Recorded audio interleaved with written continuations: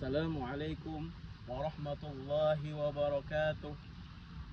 Perkenalkan, nama saya Ahmad Tommy atau Ahmad Dailami dari Prodi PAI semester 3.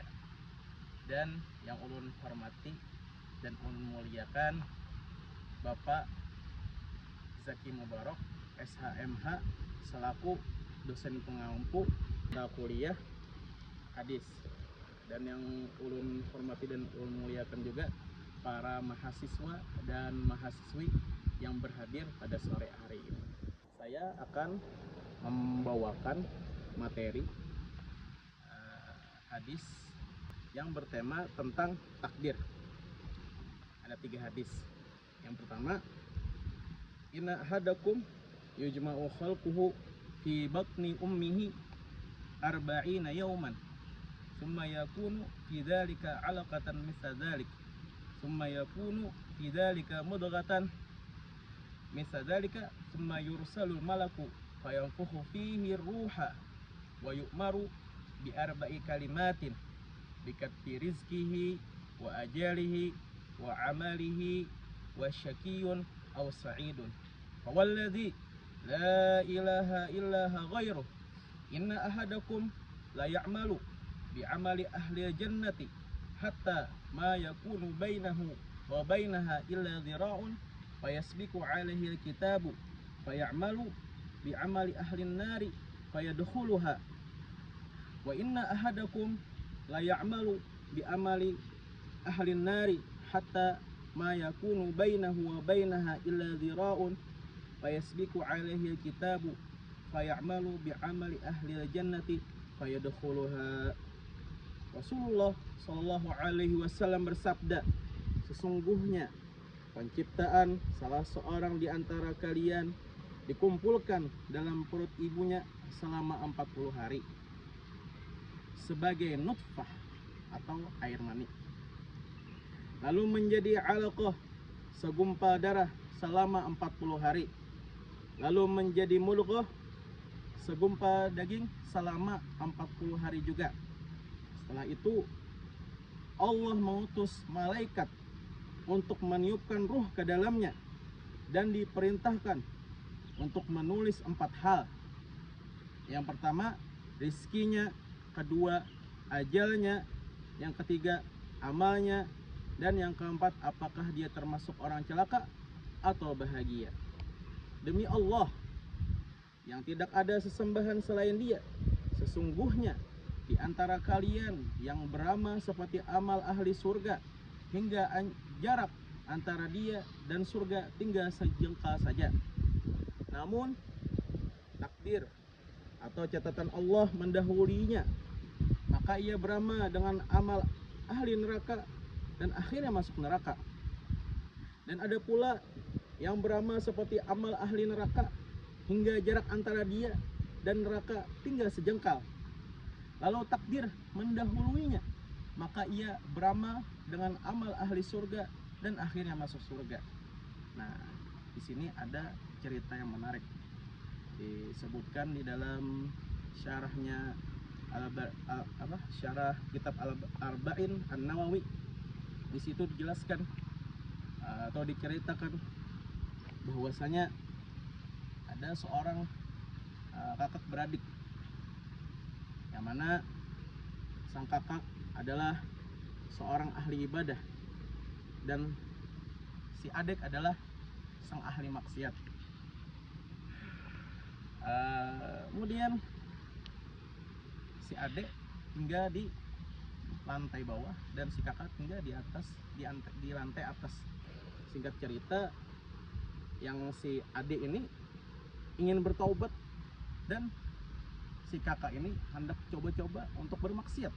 Nah, ini jadi seketika itu si adik ini naik ke tangga atas. Nah, naik ke atas hendak mendatangi si kakak nih, hendak minta lajari cara beribadah nang bujur kayak apa. Qadarullah, ternyata nang adik ini meninggal dunia.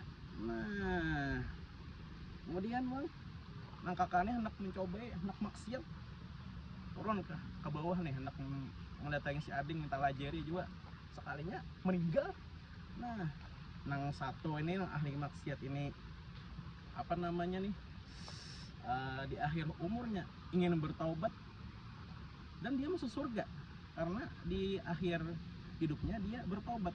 Dan si kakak ini hendak mencoba untuk bermaksiat dan dia meninggal atas maksiat dan dia masuk neraka.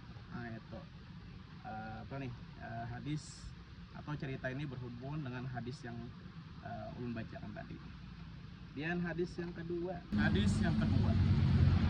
an Aliin qala kana Rasulullah sallallahu alaihi wasallam data yaumin jalisan wa fi yadihi udun yanqutu bihi wa rafa'a ra'sahu faqala ma minkum min nafsin illa wa qad ulima manziluha minal jannati wan nari. Qalu ya Rasulullah falima na'malu afala nattakilu. Qala la a'lamu fa kullun muyassarun lima khuliqa lahu. Thumma qara'a fa amma man a'ta wattaqa wa saddaqa bil husna ila qawlihi fasayunassiruhu lil usra. Haddatsana Muhammad bin al-Musanna wa ibn Bashar qala haddatsana Muhammad bin Ja'far haddatsana Syu'bah an Mansur wal A'mash annahuma sami'a Sa'd bin Ubaidah yuhaddithuhu an Abi Abdurrahman As-Sulami an Ali an Nabi sallallahu alaihi wasallam binahwi.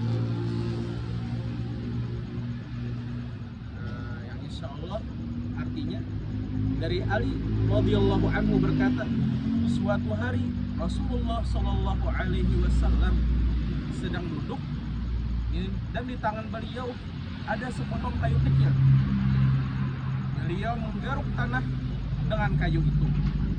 Lalu beliau mengangkat kepalanya dan bersabda, tidak ada seorang pun di antara kalian kecuali telah diketahui tempatnya di sisi Allah, di surga atau di neraka.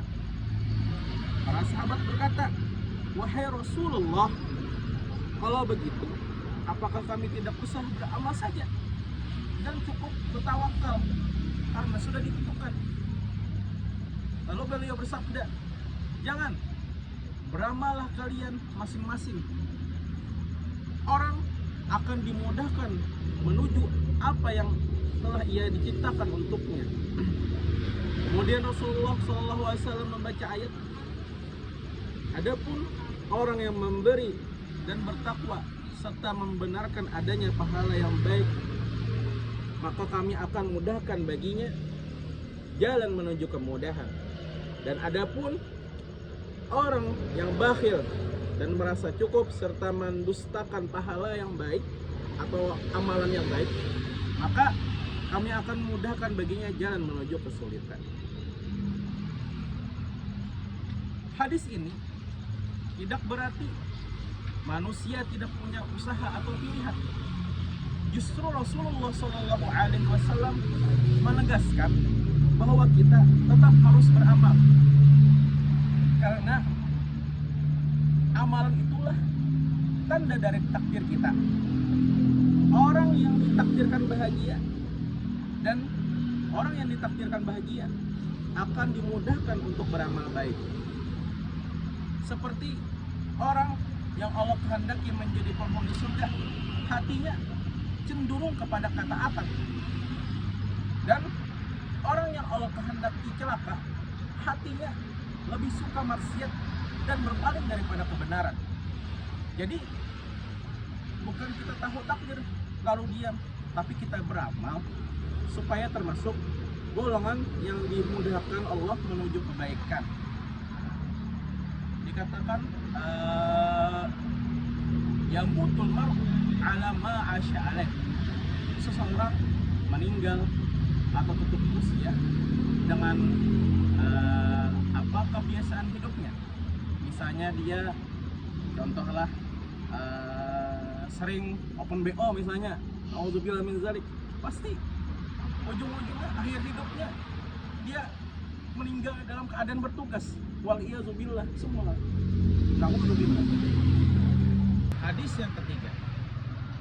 An Abil Aswad Ad-Dili qala li Imran bin Al-Husayn ara'aita ma ya'malu an-nasa al-yawma wa yaqdahuna fihi asyai'un udiya 'alaihim wa madha 'alaihim min qadarin ma sabaqa aw bima istaqbaluna bihi mimma atahum bihi nabiyuhum wa sabatatil hujjatu 'alaihim qultu bal syai'un udiya 'alaihim wa madha 'alaihim qala afala yakunu dhulman qala fabazi'tu min dhalika faz'an syadidan qultu kullu syai'in khalqullah wa milku yadihi fala yus'alu amma yaf'alu wa hum yus'alun wa qala li yarhamukallah inni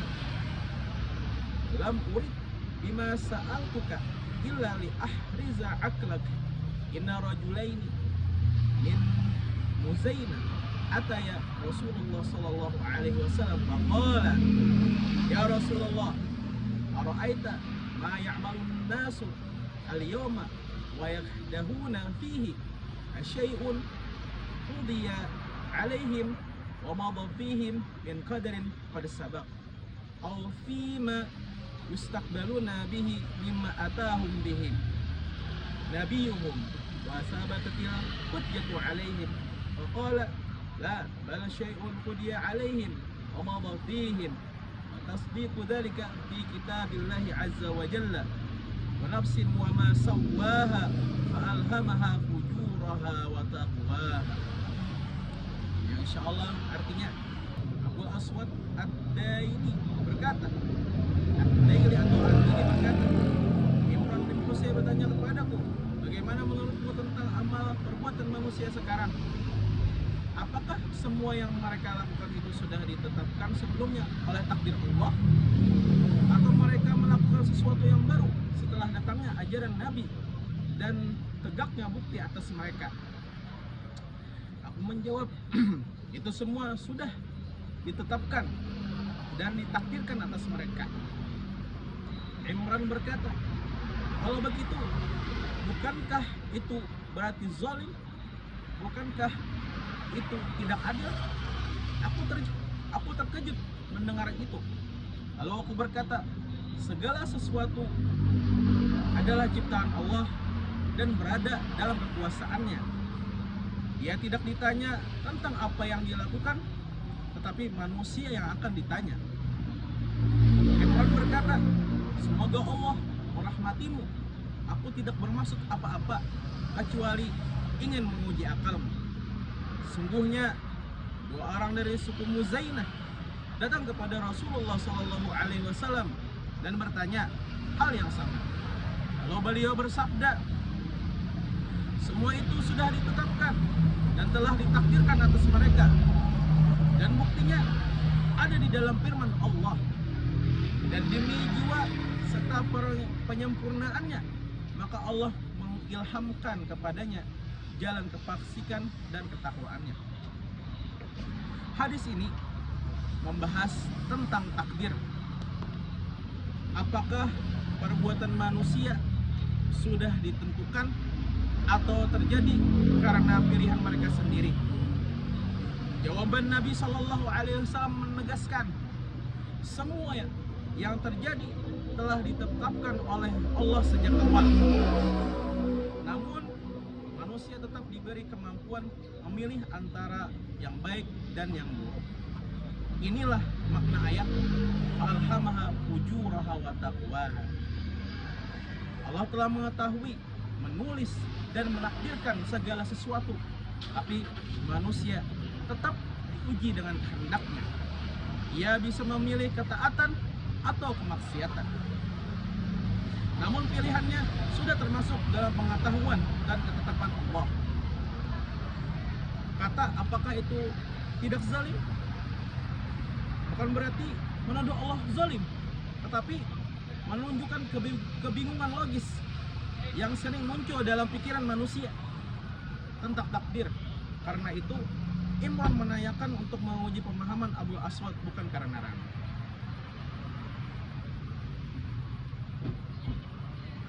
Al-Imam An-Nawawi berkata, makna hadis ini adalah bahwa segala perbuatan manusia telah ditetapkan oleh Allah, namun mereka melakukannya dengan pilihan mereka sendiri.